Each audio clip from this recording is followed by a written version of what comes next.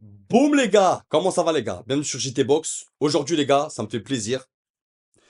Ça me fait plaisir de vous parler de deux boxeurs les gars, vraiment deux légendes de ce sport, deux légendes du Japon, deux rois pour un seul pays. Vraiment Naoya Inoue et Junto Nakatani. Là les gars, on est vraiment dans le haut du panier de la boxe et on est vraiment dans ce que représente le noble art, vraiment à haut niveau. Donc ça sera les gars, l'affiche elle est là les gars. On va parler de Naoya et de Junto Nakatani. Très belle affiche, les gars. Donc, donc The Ring 5, qui va avoir lieu en Arabie Saoudite le samedi 27 décembre. Ça sera dispo sur DAZN. Donc, ça sera des horaires convenables pour nous. Ça sera chez les Supercoques, les gars, les combats que je vais vous parler. Je vais parler des opposants des deux. Et ensuite, on fera un petit teaser, vraiment, histoire de, sur la possible rencontre en 2026, je pense, entre Naoya Inoue contre Junto Nakatani. Donc Naoya Inoue, les gars, il va affronter David Picasso le samedi 27 décembre. Donc c'est les super coqs. Naoya Inoue, les gars, c'est 31 victoires, 0 défaites, 0 match nul. Il est champion dans les 4 fédés. Donc, il est champion The Ring, top 1 Japon, à 32 ans. Plusieurs fois champion dans plusieurs catégories. Je crois, hein, les gars, vous me direz en commentaire, je crois que ça a été le premier japonais à être élu boxeur de l'année. Mais vous me direz, les gars, en commentaire, parce que je suis pas sûr. 32 ans, les gars, je sais même pas si on se rend compte du chemin parcouru du bonhomme. Un délire spatio-temporel. Vraiment. Son dernier fight, c'était en septembre contre Agmadaliev.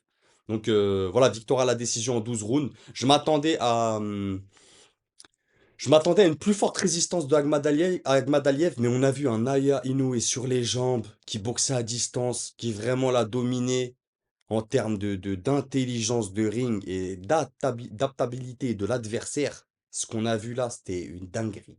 Maintenant, David Picasso, c'est pas n'importe qui quand même, mais il va manquer des choses.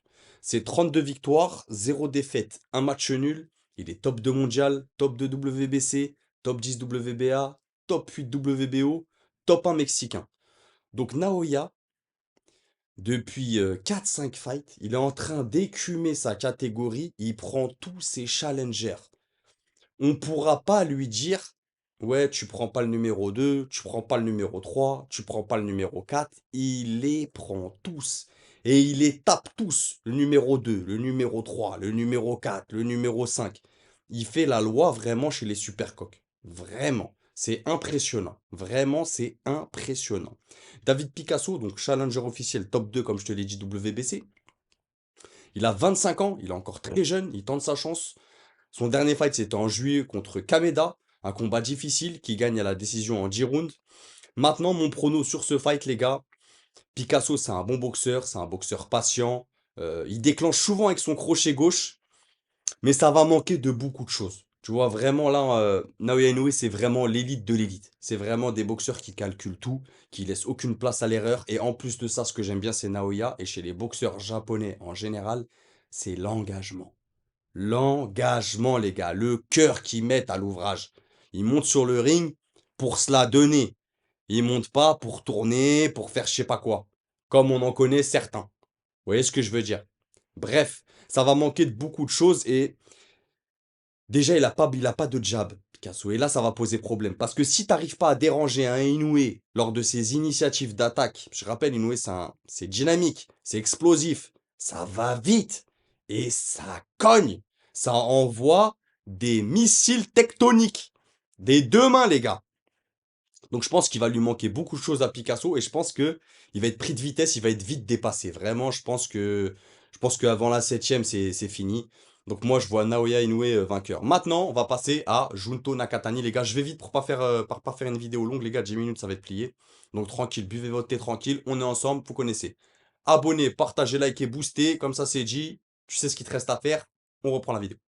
Donc Junto Nakatani, les gars, il a toujours été dans l'ombre de Naoya. Mais c'est quelqu'un qui est champion dans 3 différentes catégories. C'est vraiment un...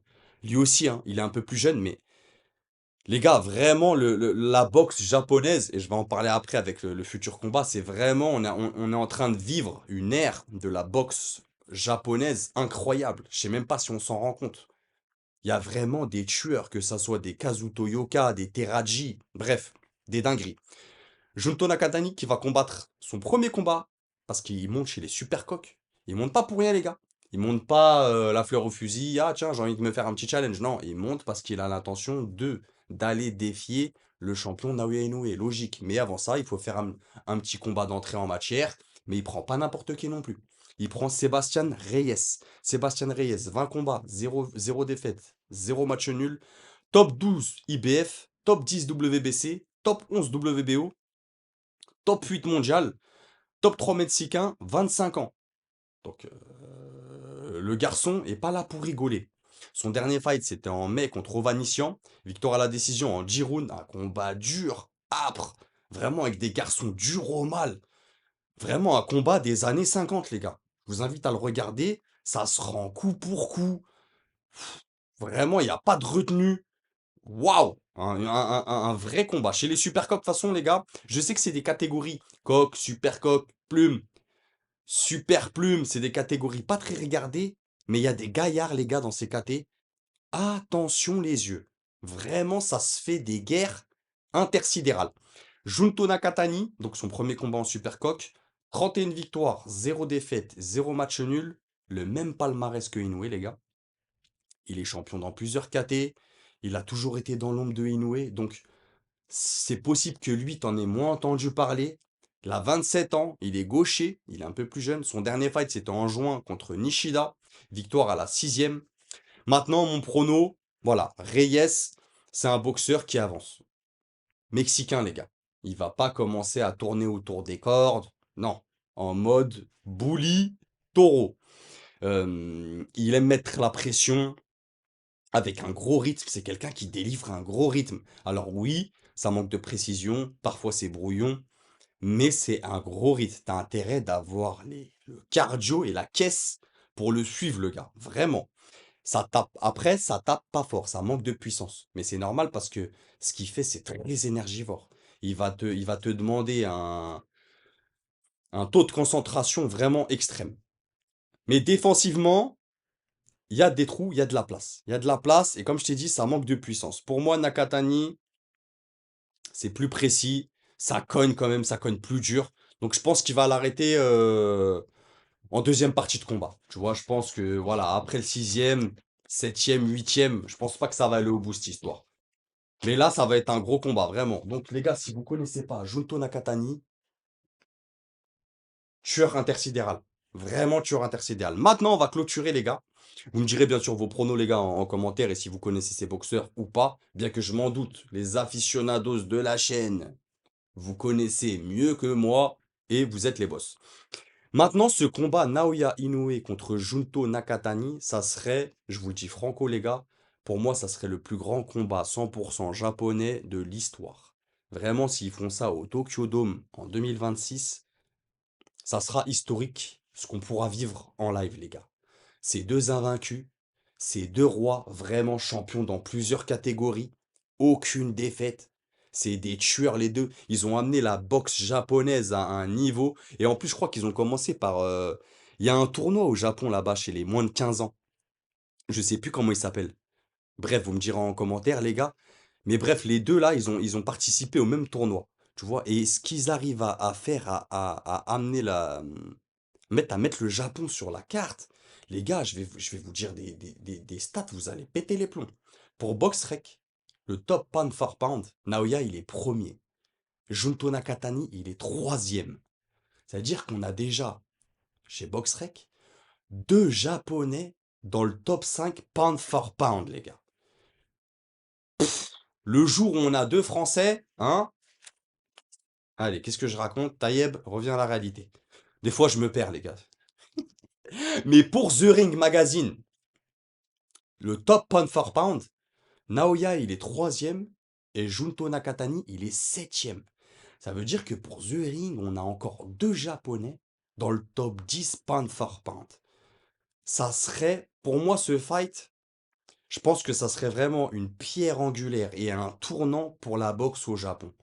Vraiment. Vraiment, vraiment, vraiment. Et j'espère que ça va se faire au Japon. Les gars, pour ceux qui l'ont pas lu, il est dispo. Vous pouvez le lire en digital, les gars. Sur l'application The Ring. Pas besoin d'abonnement payant, je sais pas quoi. Vous vous inscrivez juste. Il y a des superbes illustrations. Il parle de ce fight, les gars. Voilà, où il présente les deux combattants. Il y a des interviews, il y a ce qu'ils en pensent, euh, les boxeurs de ces Japonais-là. Vraiment très intéressant, de la bonne lecture, les gars. Je vous le conseille. Maintenant, voilà. Dites-moi ce que vous en pensez en commentaire, les gars. On est ensemble. Et n'oubliez pas, c'est que de la boxe. Bang!